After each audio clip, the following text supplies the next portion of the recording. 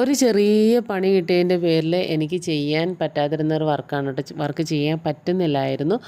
അപ്പം ആ വർക്ക് ഞാൻ എൻ്റെ ഫ്രണ്ടിനെ ഏൽപ്പിച്ചു. അവൾക്ക് ഞാനാണ് ആരി വർക്കിൻ്റെ ബേസിക്സ് എല്ലാം പറഞ്ഞു കൊടുത്തിട്ടുണ്ടായിരുന്നത്. ഒട്ടും തന്നെ ഫ്രീ ഹാൻഡ് ഡ്രോയിങ് അറിയില്ലാത്ത ആളായിരുന്നു കേട്ടോ.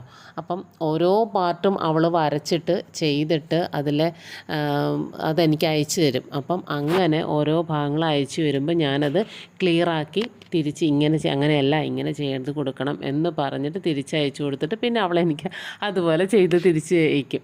അങ്ങനെ എല്ലാ കാര്യങ്ങളും പറഞ്ഞ് റിമാർക്ക് ചെയ്തിട്ടുള്ള വർക്കാണ് കേട്ടോ. ഫോട്ടോയുടെ ലൈറ്റിൻ്റെയൊക്കെ ചെറിയൊരു പ്രശ്നമുണ്ട്. എല്ലാവർക്കും ഒരുപോലെ ചെയ്യാൻ അറിയണമെന്നില്ലല്ലോ.